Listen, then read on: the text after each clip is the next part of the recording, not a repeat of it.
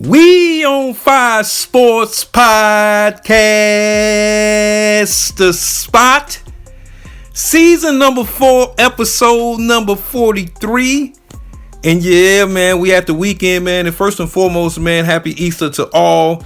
I know the kids out there, Easter egg hunting, man. I remember being a kid myself, man, going to several Easter egg hunts, trying to get some Easter eggs, some candy also too.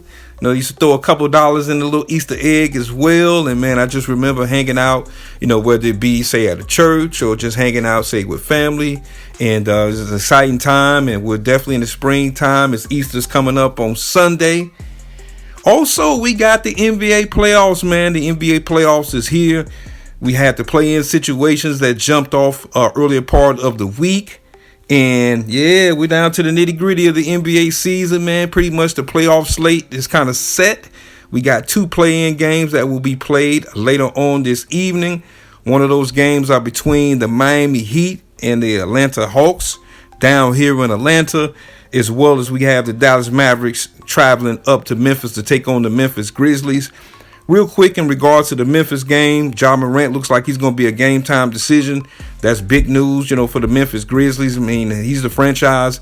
You got to have Ja Morant into the fold, man. It's definitely if Memphis wanted to move on and get into the playoffs. The winner of both of these games will take on the number 1 seeds in the East and the Western Conference. In the East, as you guys know, got the Cleveland Cavaliers sitting at the number 1 seed, as well as Oklahoma City is sitting at the number 1 seed in the Western Conference. So definitely it's tough sledding for both of the winners of these teams. And to the losers, their season is ceremoniously over. As you know, obviously Miami, they went into Chicago a couple days ago and knocked off my Chicago Bulls at the United Center in my neighborhood. And so, you know, I feel a certain kind of way about that. And, you know, I got a little treat for you guys coming up, you know, just in a little bit, man. Just my thoughts across the teams that the season is over and what the outlook will be moving on into next season.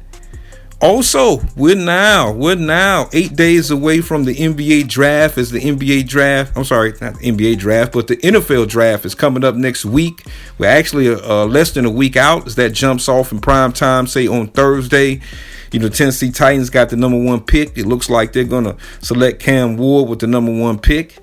And then after that, I think it's just going to be up for grabs. There's been a lot of talk, you know, across the landscape as far as Shedeur Sanders, quarterback of Colorado. You know, obviously the son of Deion Sanders, and where he's going to land. Is he going to go to New York at pick number 3, or is he going to slip in the NFL draft? So we definitely going to see what that thing do, man. It's a lot of, you know, interesting scenarios that's across the board. Also, too, my Chicago Bears have the number 10 pick. You know, there's been a lot of talk up there in Chicago, man, with just the landscape up there, what the Bears are going to do at number 10 with Ryan Poles trying to come fresh off that 5-12 season that we had last year. So we'll see what that thing do. Also, we have some news that came across the sports desk a little earlier on today. It looks like Lee Corso of ESPN, he's retiring from the Game Day slate on ESPN, College Game Day, which has been a staple on ESPN going back to the early 90s. And, you know, there's been a lot of talk about ESPN, just, you know, how the sport landscape has changed and how people are, you know, cutting the cord. And we have the various layoffs at ESPN and just kind of what they bring to the table in, you know, today's times. But I will say this. College Game Day is one of the most exciting things that ESPN has to offer. I mean, it's just nothing like Saturday morning, just waking up, just seeing just Lee Corso, Kurt Herbstreit, you know, Desmond Howard. Also, too, they brought Pat McAfee into the fold. And just seeing, you know, just them on the college campuses, man, and the students out there having a good time. Can't forget about the big-time signs and everything that, you know, the students, you know, what they display on that telecast, man, it's just a great thing. And can't forget about the celebrity pickers. So it's one of my, you know, favorite shows on ESPN, and Lee Corso has been a staple on College Game Day. Not so fast, my friend. So definitely salute to Lee Corso, man. He's had a fabulous career on ESPN, helped make the show. You know, obviously he's gotten a little bit older over the last couple of years. You know, hadn't brought that same umph, you know, as he did when the show first jumped off, man. But definitely want to send my flowers and congratulations, man, out to Lee Corso, man. He's had an established career over at ESPN covering college football. And speaking of football, know you guys have seen The whole situation with Aaron Rodgers, man, went on the Pat McAfee show once again, just talking about his whole, situation with the New York Jets. Flew cross country from California out to New York. Pretty much told him in about a 10-15 minute situation that they weren't bringing him back. He's feeling a certain kind of way about that. Right now he has the Pittsburgh Steelers up for ransom right now, not making a decision what he's going to do. And I'm not going to front. I'm a lifelong Bears fan. That, our relationship with the Green Bay Packers is not the best. They're in our division, one of the longest rivalries in all of the National Football League. And I had some respect for Aaron Rodgers. He was a competitor in his prime. He's won a Super Bowl. He said that he owned my Chicago Bears, and we just couldn't knock this guy off. Whether it be the NFC Championship game or just regular season games. He had our number, man. I ain't gonna front. We keep it real over here at We on Fire Sports Podcast, the spot. But how I feel right now about Aaron Rodgers, man, I think that it's time maybe for him to walk into the sunset. The Pittsburgh Steelers and Mike Tomlin, they're in a situation where they need a quarterback like no tomorrow. This team brought in DK Metcalf, man, via, trade with the Seattle Seahawks. They're trying to gear up, for next season. Mike Tomlin has been a staple, one of the most longest tenured coaches in the National Football League. I think he's outside of Pittsburgh, because Pittsburgh fans are very, very passionate. I think across the country, man, people have a lot of respect for Mike Tomlin. And just to put this organization in that situation where you're not making up your mind, man, what are you going to do? At the end of the day, he said on the Pat McAfee show that, he has some, family situations going on, and that's fine and dandy, man. We all have family situations that we have to deal with from time to time. But at the end of the day, when you're a professional or you have a job, there's a certain place for that as well. And I just think that for him, it's typical diva mode with this guy. And I can't defend it. Meaning at the end of the day, the Pittsburgh Steelers, in my opinion, they should move on. I think that, the general management up in Pittsburgh, they got to make a decision during the NFL draft. I think they got the 21st pick coming up next week. And they may want to consider moving up maybe to get a Shedeur Sanders, just to see, what they can do, put a guy in a place where their organization can kind of move to the next chapter for the Pittsburgh Steelers. They haven't been able really to fill that seat since, Ben Roethlisberger, retired a few years ago. You had the whole situation, with Fields and, also Russell Wilson last year. And once again, Pittsburgh made the playoffs. Russell Wilson came in, played some good ball for them, man, for a nice little stretch. But he kind of fell off towards the latter part of the season as the Pittsburgh Steelers was showing the door in the first round of the NFL playoffs last year, in the wild card round pretty much. And so we'll see what they do. And as I mentioned, we got the playoffs jumping off. But I'm going to take the time for this time, man, just to talk about the teams that, season is pretty much over with. And we've seen a lot of change in the NBA over the last couple of weeks. As you guys know, obviously, the Phoenix Suns moved on from Mike Budenholzer. Their season ended before even getting into the play-in. I thought that was the right move for the Phoenix organization. Now, Matt Ishbia, the owner of the Phoenix Suns, he's been talking that tough talk. Just about, hey, we think that, we might be in the right direction and kind of doing some reorganization within the organization. I think that we've seen the last of Kevin Durant as a Phoenix Sun. I just think it's in their best interest. There's no shot at Kevin Durant at all. He's one of my favorite NBA players of all time, man. This guy's a walking bucket, 2-time Finals MVP, 2-time NBA champion. But I just think at the end of the day, he's in the final year of his deal, and it's really time for Phoenix to try to trade him in, man, to get some assets, because they have none, especially with just making those big deals and bringing in Bradley Beal and bringing in Kevin Durant. They have no draft capital, man, for the next 6 or 7 years, and so they got to turn the page up in Phoenix, man. We'll see what they do as far as their head coach situation, as well as James Jones. His contract is coming up this summer. I'm not sure what they're going to do with the James Jones situation, the general manager out there in Phoenix, but we'll see what that thing do. As well as another team that got shown the door was the Sacramento Kings. And the Sacramento Kings, they lost in the play-in round, man, to Dallas. And the next day, literally, they fired their general manager. They bringing in Scott Perry to be the new GM. That was a quick move. They did a firing and a hiring literally within about a 24-hour time span. And Sacramento, they're in a tough spot because, De'Aaron Fox supposed to have been, the future of the Sacramento Kings. They moved on from him, moved him down to Sacramento. And so now, you got DeRozan, Levine, got Sabonis in the fold. So they got talent in Sacramento. And so we'll see, man, what Perry does with this organization. I know him from his days, up there in New York, being like an assistant general manager up in New York for the Knicks a few years back. So we'll definitely see what Scott Perry do out there in Sacramento, Sacktown, like the Bean. And then we had the New Orleans Pelicans moving on from David Griffin. Another situation where we had a quick firing and then a quick hiring as the New Orleans Pelicans agreed to terms to bring in Joe Dumars to be the next general manager of the New Orleans Pelicans. Those who my super OGs know, man, Joe Dumars, obviously member of the Bad Boys Detroit Pistons, two-time NBA champions in 1989 and 1990. One of the good guys for the Bad Boys, especially being from Chicago. I hated everybody on the Pistons, including Isaiah Thomas, who was literally from my neighborhood in Chicago. And Joe Dumars was one of the guys that I actually liked for the Detroit Pistons.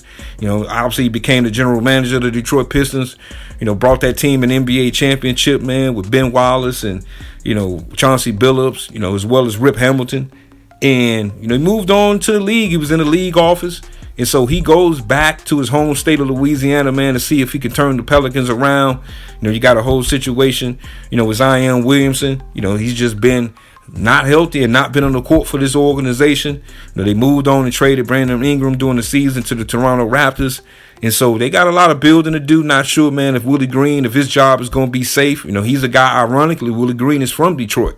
So it's going to be interesting, man, to see what Joe Dumars do, man, with that Willie Green head coach situation down there in New Orleans. And then we had my Chicago Bulls. And oh man, I mean, my blood is boiling. Boiling. Here's where we at with the Chicago Bulls.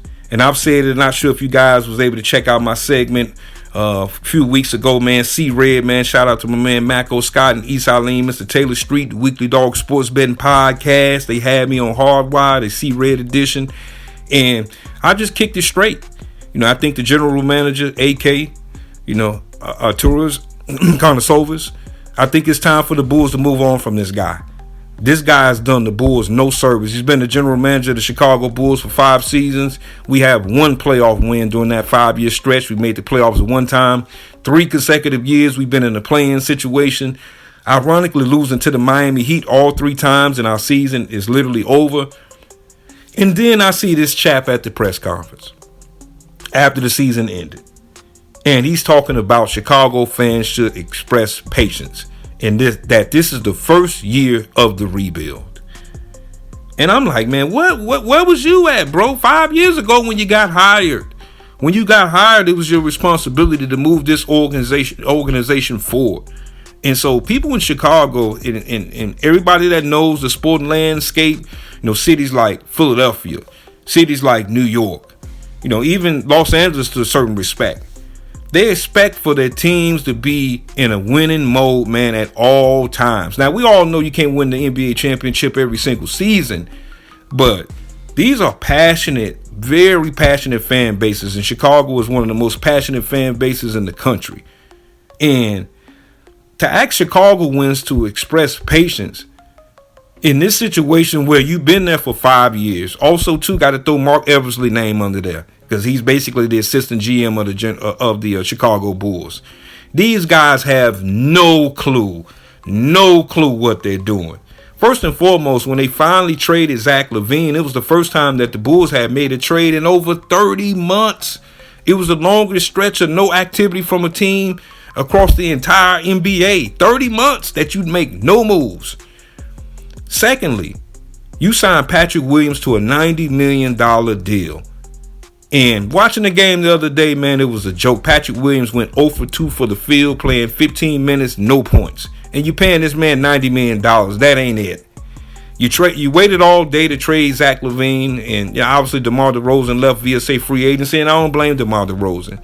And to me, the blame goes even a little bit higher than that. Michael Reinsdorf, who is the pseudo owner of the Chicago Bulls. Obviously, everybody knows from The Last Dance, Jerry Reinsdorf, his father, passed the reins over to Michael Reinsdorf. And these guys are just too comfortable. Too comfortable. And for my baseball fans out there, you know, Jerry Reinsdorf owns the Chicago White Sox. The White Sox has been a laughing stock over the last couple of years. They waited 800 years to fire the general manager, Ken Williams, who had basically been a general manager for the Chicago White Sox damn near close to 20 years almost. And so this whole loyalty thing, when these guys are not getting the job done, is spitting in the face of Bulls fans, Chicagoans, is that this is a product that I will urge Chicagoans not spend their money on, man, until these two guys are out of there. And the funny thing about it is one of the best arenas in the National Basketball Association. I literally grew up 2 blocks away from the stadium, literally walking distance, no cap. And just to see what they've done, say with the area over there, man, I got to tip my cap.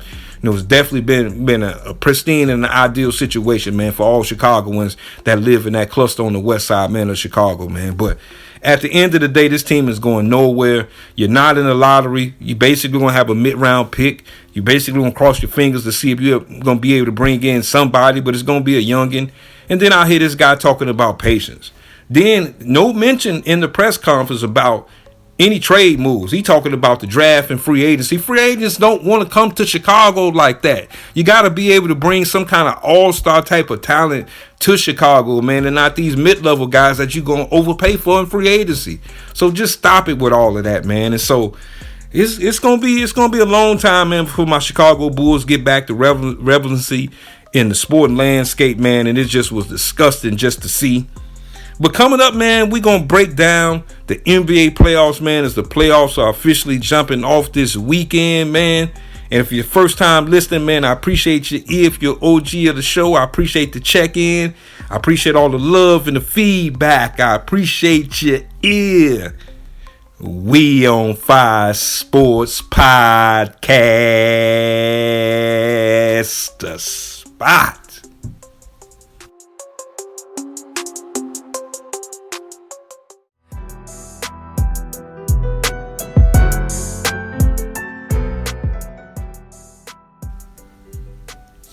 Welcome back.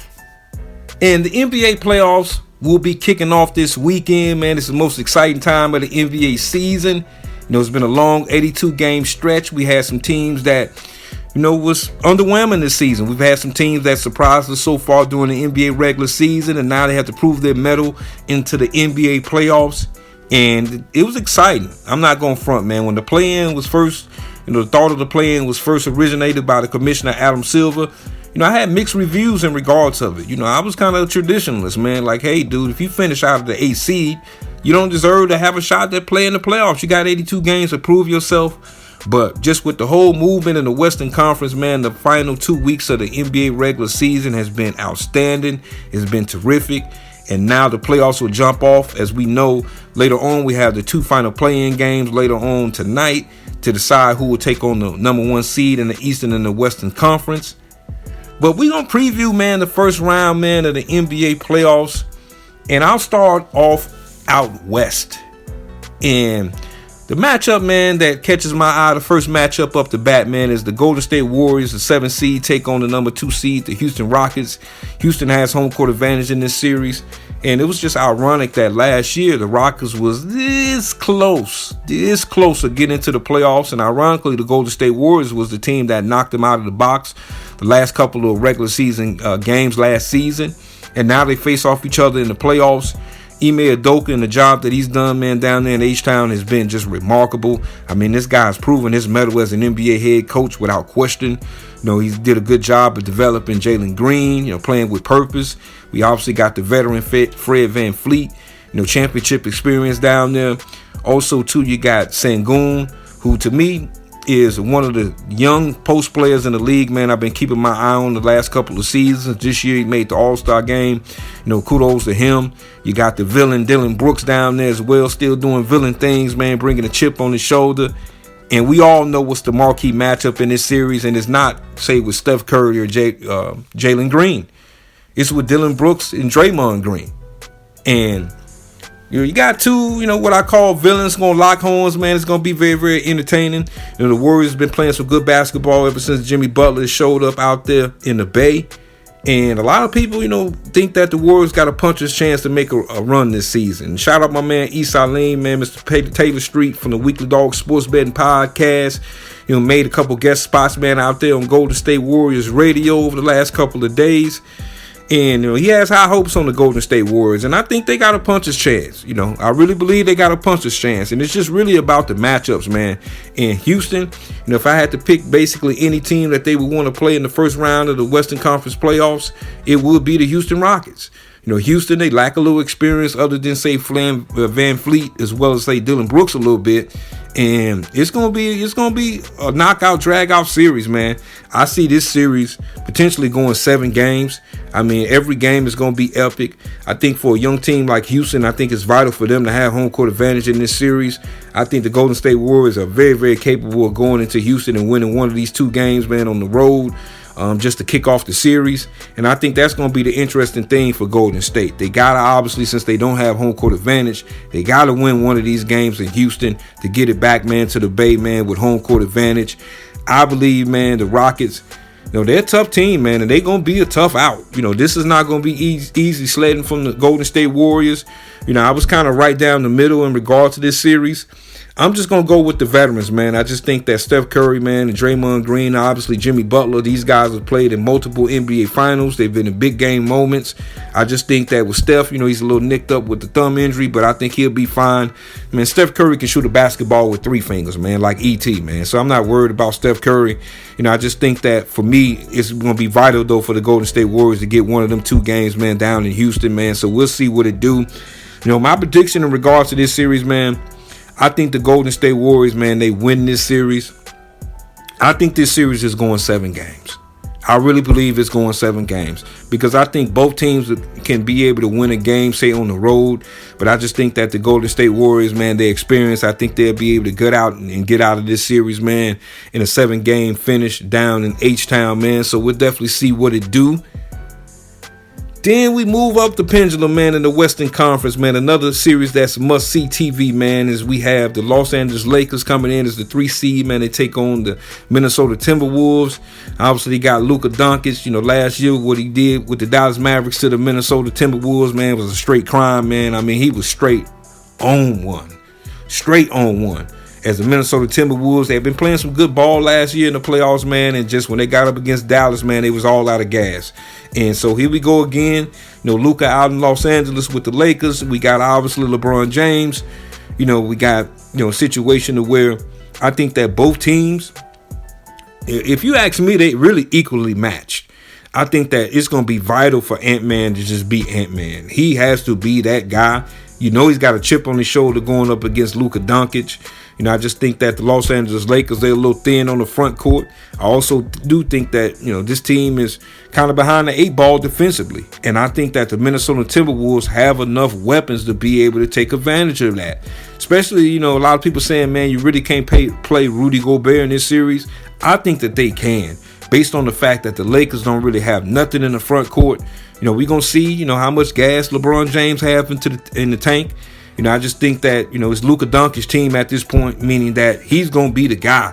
If the Los Angeles Lakers get out of this series, he's going to be the guy that propelled Los Angeles out of this series, man. With the Timberwolves, man, like I said, a very talented ball club. This is a team, they've been a little bit up and down, man, all season long, man. And for me, it's just going to be interesting to see. I think this series goes 6 games. But I got the Los Angeles Lakers winning in 6 games. I just think that Ant-Man, he has to play at an extreme, say, high level. I think the others for the Minnesota Timberwolves have to play at a high level because Luka, at the end of the day, between him and LeBron, man, they pretty much going to give you close to about 70 points, per game, basically in the series. I just think that Minnesota, they're going to try to have to be in a situation where they play fast, use that youth and athleticism against the Los Angeles Lakers. But I think the Lakers have just a little bit to be able to get past this series, man. I got the Lakers in 6 games in this one. Also, we got the 4-5 matchup, man. We got the Denver Nuggets, man, taking on the Los Angeles Clippers. Both these teams, man, if they were stocks, one team's stock would be down, another team's stock would be up. And the team that stock is up, man, is the Los Angeles Clippers. A lot of people really across the country got a chance to really see the Clippers play probably over the last, week or so as they was jockeying for position in the Western Conference. Kawhi Leonard is back at it, man. He's back on the block. Man, did he look good, man. Man, did he look good, man, against the Golden State Warriors, man, the other day.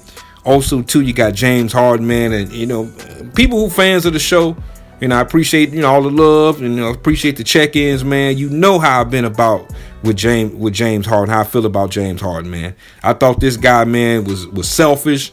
I thought that, he was arrogant from a standpoint of saying he is the system. But I got to tip my hat to this brother this season, man. I think James Harden has the ability potentially to make an all-NBA team this year. He's been playing some good basketball, man, and him and that double-edged sword with Kawhi Leonard. Can't forget about Ty Lue, man, one of the best coaches in the NBA.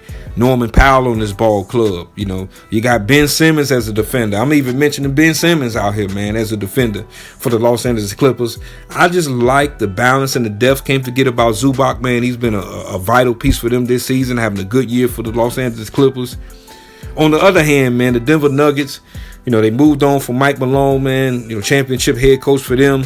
This team has been underwhelming all year. I put on the record, I thought that the Denver Nuggets can make a potentially a long playoff run. And I'm not sure. I'm not sure which Denver Nuggets team is going to show up. I'm not worried about Nikola Jokic. I think he's one of the best NBA players we've ever seen. Man, the guy's a walking triple-double, 60-piece triple-doubles. But they're not playing good basketball right now. And I just think the Clippers, man, just with the style of play that they play, I got to get an advantage to the Los Angeles Clippers, man. I think the Clippers win this series. I think, though, this series is going to go 7 games. I just got a feeling it's going to go 7 games, man, because I think both these teams are equally matched. We might see a Michael Porter Jr. sighting. We might see Murray sighting in this playoff run. You never know. This team does have championship experience. Maybe the new head coach, man, to bring a spark to the Denver Nuggets, man. But right now, I got the Los Angeles Clips. I got the Clips, man, in 7 games in that series. And obviously, we know the Oklahoma City Thunder, man, waiting for the play-in team, man, in the Western Conference, to go ahead and conclude that situation between Dallas and Memphis. I think either one of those teams, man, I think the Oklahoma City Thunder, man, will go ahead and handle their business against either one of those teams. Depending on the matchups, man, I don't see that series going no longer than 5 or 6 games for the Oklahoma City Thunder, man. So we'll definitely see, with the young team that they have, man, if they do get any pushback in their first round series, man, out there in the Western Conference. And then we travel out east, man. We travel out east. And the Eastern Conference, man, hasn't really had the same luster. A lot of people feel that it's a 2-team race between the Cleveland Cavaliers and the reigning NBA champions, the Boston Celtics. And I'll start off with the Boston Celtics, man. In the 2-7 matchup, man, Boston takes on the Orlando Magic. Orlando, they was able to handle their business in the play-in, knocking off the Atlanta Hawks a couple days ago. And to me, this is pretty much an easy one, man. I do think that the Orlando Magic, man, is a fighting ball club. Jamal Mosley, the head coach down there, he's done a good job, man, over the last 2 to 3 seasons with this young ball club. Their fighting team, obviously they hadn't had the season they wanted to have, with Paolo Banchero being, hurt, stretches during the season for them. Cole Anthony has been playing some good ball, man, the last, week or so, man, for the Orlando Magic. But the Boston Celtics just simply have too much firepower, man. And I see this series going 5. I think the Magic, they'll be able to win a game in this series, man. But that's about it. The Boston Celtics is a well-oiled machine, especially if you're a team that don't have playoff experience. And I think the Orlando Magic will make it a little bit competitive by stealing the game in this series, man. But I got the Boston Celtics, Jason Tatum and Brown and Joe Mazzulla and company, man. I just see them moving on, man, in 5 games, man. Then we got, in the 3-6 matchup, man, we got the New York Knicks, man. We got the Knicks coming in as a 3 seed as they take on the upstart Detroit Pistons. And, I've been praising Detroit, man, over my last, couple episodes covering the NBA, man. Detroit stand up. This is a team that was left for dead last season. And for them to go from where they came, having Monty Williams be the head coach, them, showing him the door, bringing in JB Bickerstaff into the fold. this team has had a terrific turnaround. And this is going to be a tough series for the New York Knicks. Real talk. This is going to be a tough series. Cade Cunningham, this guy may make an all-NBA team. He's been playing some outstanding ball for them. Just the job, as I mentioned again, that JB Bickerstaff has had with the Detroit Pistons, man. This team believes. I think the city is behind, man, the Detroit Pistons, man. And this is going to be my first upset special. I got the Detroit Pistons, man, knocking off the New York Knicks. I think the Pistons, man, they're going to push the Knicks to the limit. I think that the Pistons will be able to win this series. I think I got the Pistons, man, in 6. I just think that they're a young team. They got, one of the other Thompson twins on the ball club, man. Can't forget about Isaiah Stewart, man. He's going to bring, that goon-like energy, man. And so I like the Pistons in this one. And I think that, Tom Thibodeau, man, he might be in a little precarious situation up there in New York. Leon Rose has made a lot of moves. There's been a lot of chatter, obviously, with the playing time of the players, which you always going to get that with Tom Thibodeau, man. But, I got the Pistons, man. This is my upset special, man. I got the Detroit Pistons in 6 games to knock off the Knicks. Then we got the Pacers coming in as the number 4 seed against the Milwaukee Bucks, the 5 seed. Milwaukee, they've been up and down all year, man. It's just been one of those years, man, whether you had the situation with Bobby Portis being suspended for 25 games for taking PEDs, Giannis, just expressing his displeasure, them bringing in Kyle Kuzma for the Washington Wizards, bringing him into the fold, trading, one of their OGs, Chris Middleton, out the door. Word on the street is Damian Lillard will suit up sometime in this series, more notably probably game 2 or game 3 in this series. And these teams do not like each other. These two teams do not rock with each other at all. And so to me, it's going to be a lot of chippiness in this series. It's going to be exciting to watch. For me, Tyrese Halliburton, man, coming off his Olympic experience, he hadn't had a good season to me this year. He's kind of, his stock is kind of trending down just a little bit. And so for me, he's got something to prove in these playoffs. Miles Turner, outstanding big man, I like his game. Just hopefully he don't shoot too many threes, man. Get down there and bang a little bit. You know that Giannis Antetokounmpo is going to be on one without question. And so this series, man, this is one going to be hard to predict for me, because I just think that these two teams do not like each other. We might see a few skirmishes in this series, but I got the Milwaukee Bucks, man. I got the Milwaukee Bucks in a 7-game series, man, against the Indiana Pacers. I got them moving on. At the end of the day, man, when it's razor thin close like this, you got to default to what team has the best player in the series, and this obviously the Milwaukee Bucks has the best player in this series, and so I got the Milwaukee Bucks, man, knocking off the Indiana Pacers in 7, man, in 7. And as we all know, man, the Cleveland Cavaliers are sitting back, chilling, waiting on, this play-in game to be played later on tonight between the Miami Heat and the Atlanta Hawks. I just think that, for Cleveland, they would rather play the Atlanta Hawks, to be quite honest with you. I think they will knock off either team, man, in their first round set. I think Miami has an opportunity to potentially make it a 5 or 6 game series. I think the Hawks could be in a situation where they may be swept. Maybe they'll win a game. And don't kill me, Hawks fans out here, man. I know how y'all get out, man. Don't kill me, man. But I just think that Cleveland is a well-oiled machine. And I think them and the Boston Celtics, man, is in an epic showdown, man, of who comes out the Eastern Conference this year. So that's my look across the NBA playoff slate. As I imagine, man, I know you guys are stoked out there, man, to take in the playoffs this weekend, man. I hope you guys are able to sit back and relax this Easter weekend, enjoy time with family, but kick back and unwind, man, and enjoy these epic playoff matchups, man, wherever your team. If you don't have a team in the race like I do, man, just sit back and go ahead and enjoy everything. And that's it, man. It's been an outstanding week. As I mentioned, with moseying on in the weekend, we'll definitely see what things do, man, in the NBA playoffs. We got Major League Baseball as well jumping off.